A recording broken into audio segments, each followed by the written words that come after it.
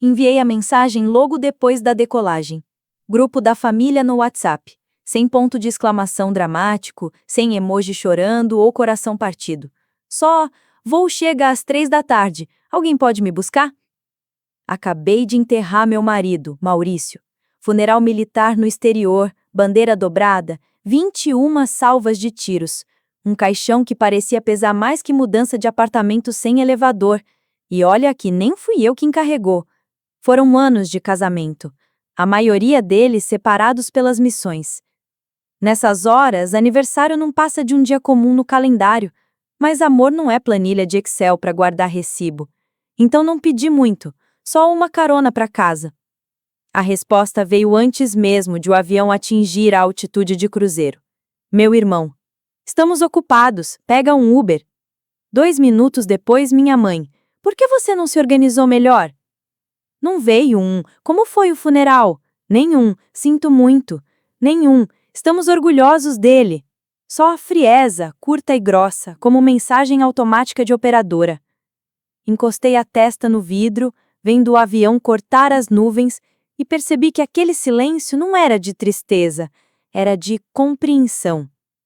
A gente cresce achando que família é rede de segurança, mas às vezes é justamente ela quem afia a faca. Digitei só, sem problemas. E pronto. Sem discussão, sem drama. Quando pousamos no GRU, não chorei, não implorei. Apertei o casaco, passei pela esteira de bagagens, ignorei abraços calorosos de outros reencontros e entrei na SUV preta que me esperava na calçada.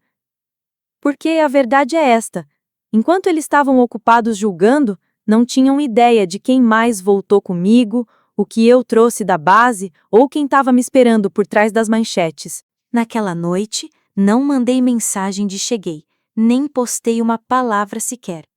Mas quando o Jornal das 9 começou e o celular deles apitou com a transmissão ao vivo, sei que viram.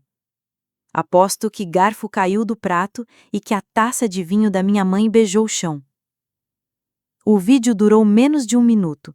Jornal no ar, previsão do tempo encerrada, vinheta de esportes na fila.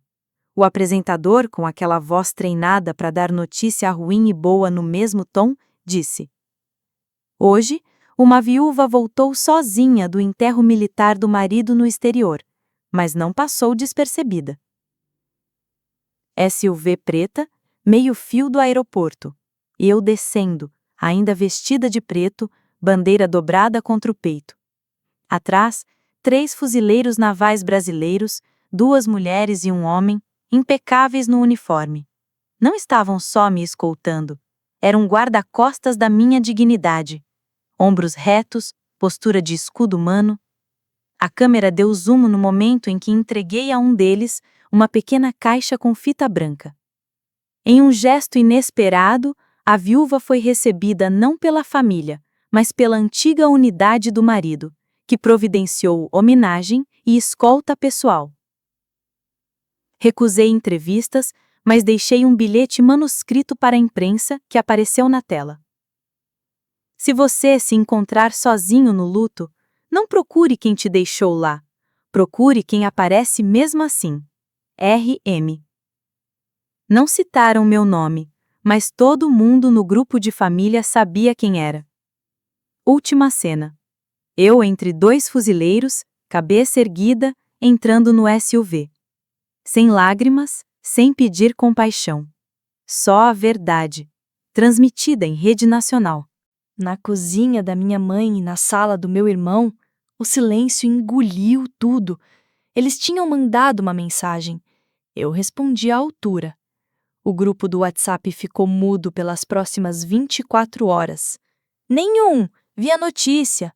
O silêncio falou por si. Minha cunhada arriscou no privado. Era você no Canal 5? Não respondi. Ela não insistiu, mas a história já estava circulando. A imagem de mim, ladeada por militares, de luto e firme como estátua, estava em todo lugar. E nos bastidores, quem me deixou na mão tentava reescrever a narrativa. Minha mãe foi a primeira. Postou uma foto antiga minha e do meu irmão, mãozinhas dadas num desfile de 7 de setembro, com a legenda "Família acima de tudo, sempre". Não comentei, mas alguém respondeu: "Você nem foi buscá-la no aeroporto?" E aquilo rodou mais que áudio de fake news no grupo da família. Meu irmão veio na sequência, por mensagem: "Não percebi que era tão sério. Você deveria ter dito algo." Li 2 vezes, ri uma, como se o luto fosse um convite que você tem que confirmar a presença, e enterrar meu marido num país cujo nome eles nem sabem pronunciar fosse um detalhe logístico que eu deveria ter planejado melhor. Digitei uma resposta, apaguei, digitei outra, apaguei também. No fim, enviei só: "Você fez sua escolha." E no fundo, eu sabia. Eu também tinha feito a minha. Sem raiva, sem rodeios. Apenas um espelho. E o melhor? Não precisei dizer mais nada, porque a imprensa já tinha pedido um novo segmento para continuar a história.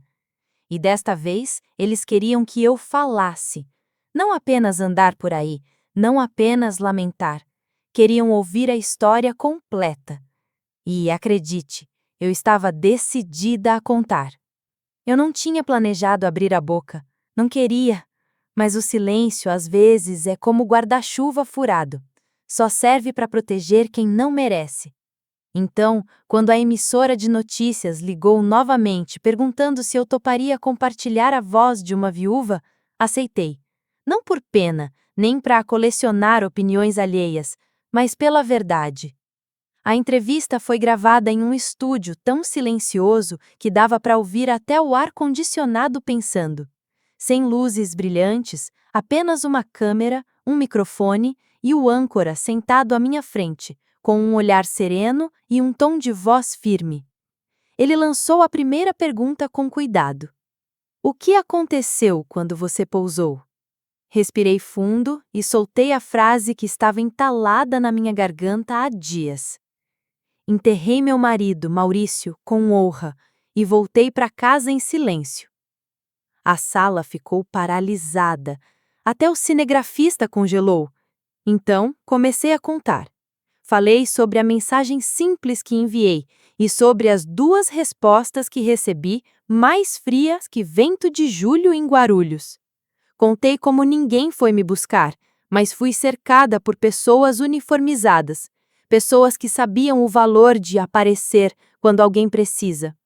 Não citei nomes, não apontei dedos, mas deixei claro: sangue não é o que faz alguém ser família. Presença é.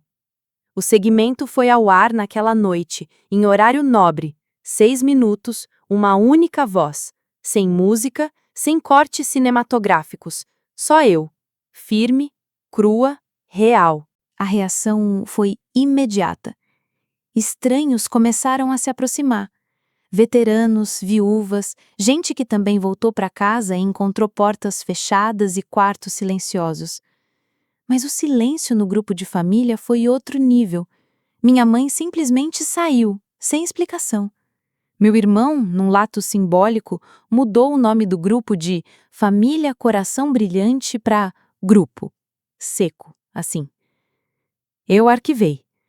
Porque quando você é deixada sozinha no seu pior momento, aprende que não adianta implorar para que as pessoas sejam quem já deveriam ser. Essa história não era sobre vingança, era um registro. E agora vivia além do controle deles.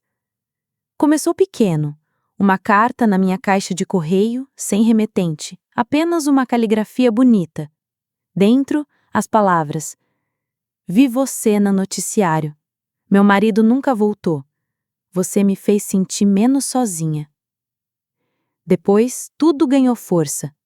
Grupos locais de veteranos compartilharam o vídeo. Uma página de mães de luto republicou o segmento inteiro. Esposas de militares começaram a entrar em contato, oferecendo apoio, flores e ombros que eu nem sabia que ia precisar.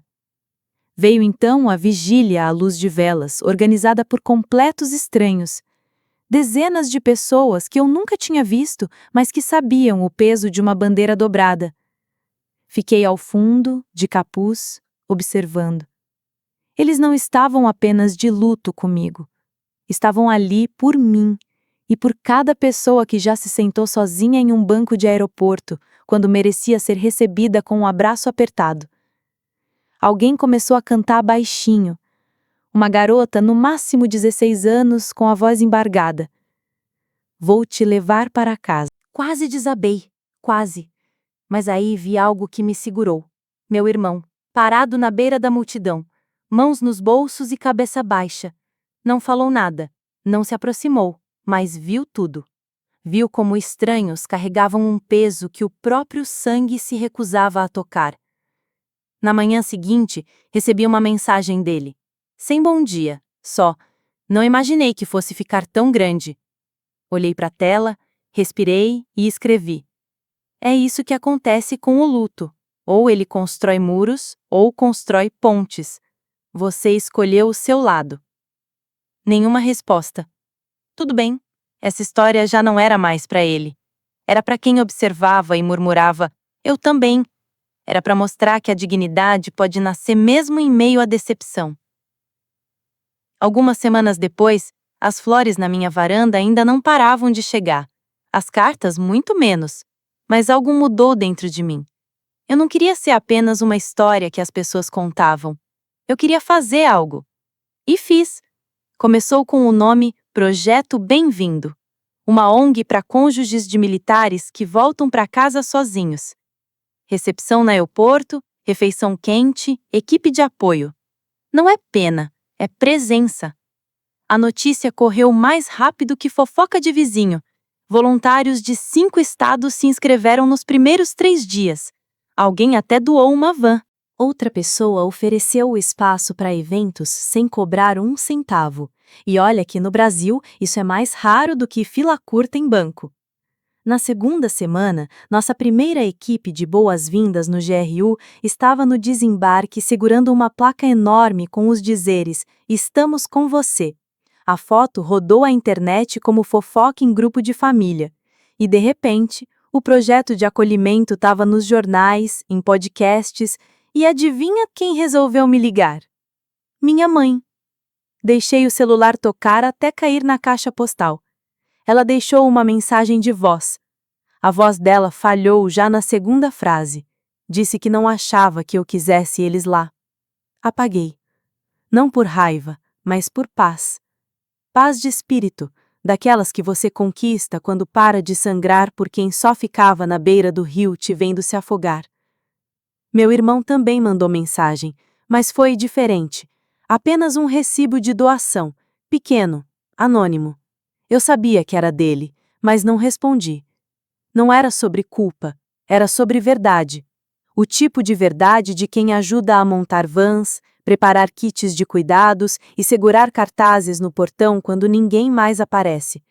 Porque às vezes você não queima pontes, apenas constrói pontes melhores em outro endereço.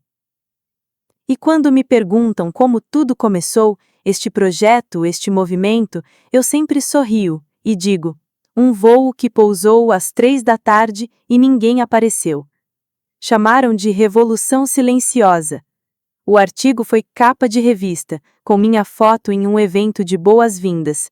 Eu de braços ao redor de uma jovem, segurando uma bandeira dobrada contra o peito, olhos vermelhos, sorriso tímido. A legenda dizia: do luto à equipe de terra, como uma viúva transformou o retorno para casa. No dia da publicação, recebi uma mensagem de um número desconhecido. Apenas uma captura de tela da matéria, sem texto. Eu sabia de quem era. Minha mãe.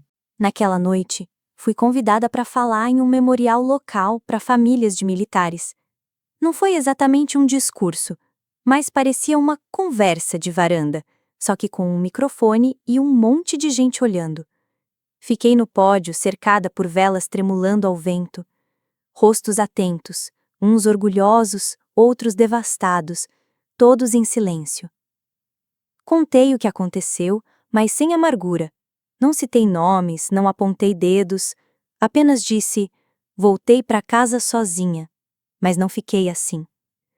Falei sobre Maurício, meu marido, sobre a risada dele, as cartas que me mandava e de quando me disse: se algo me acontecer, não deixe o silêncio vencer. E eu não deixei. Quando desci do palco, senti alguém tocar meu cotovelo. Era uma mulher elegante, de colar de pérolas, olhos marejados. Minha filha estava na sua primeira ação de boas-vindas. Você salvou ela, disse. Apertei a mão dela como se aquele momento fosse a única linguagem que precisávamos. Atrás dela, mais afastados, eu vi minha mãe, meu irmão, encostados perto de uma árvore. Não tinham sido convidados. Não se anunciaram. Apenas ficaram observando. Eu também não me aproximei. Nenhum aceno, nenhum sorriso. Só o espaço entre nós, cheio de tudo que nunca foi dito.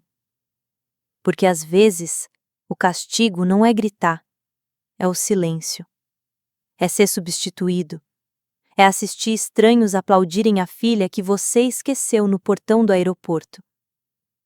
Eu costumava acreditar que o encerramento viria com um pedido de desculpas, uma mensagem, um telefonema, aquele momento em que as pessoas que te machucaram finalmente diriam o que deveriam ter dito quando importava. Mas não foi assim. O encerramento chegou numa noite calma enquanto eu dobrava uma camiseta do projeto para colocar em um kit de cuidados destinado a outra viúva que eu nunca tinha visto. A casa estava silenciosa, nada de conversas de grupo, nada de esperar que alguém dissesse "chegamos", porque agora era eu quem aparecia, e eu nunca estava realmente sozinha. A campainha tocou. Era uma voluntária trazendo suprimentos. Um casal jovem, recém-casados, ambos ex-militares. Ela me abraçou como se fôssemos amigas de infância, e eu percebi que éramos sim, mas não de sangue. Éramos ligadas pela verdade de quem sobrevive ao silêncio. Nunca respondi à última mensagem da minha mãe, nem à doação do meu irmão. Nunca reabri aquele grupo de bate-papo. Porque algumas pessoas te afundam no silêncio e outras te levantam com o silêncio delas. E é isso que vou dizer à próxima mulher que me perguntar como sobreviver à solidão. Você não reconstrói esperando por elas. Você reconstrói se tornando o que elas não foram. E um dia, quando elas estiverem lá no cantinho, vendo de longe, com os celulares acendendo por notícias que você nunca mandou diretamente, quando estranhos gritarem seu nome e perceberem que a sua história não inclui a delas, aí sim elas vão entender. Tarde demais, mas vão entender. E você já estará seguindo em frente. Não sozinha. Nunca mais.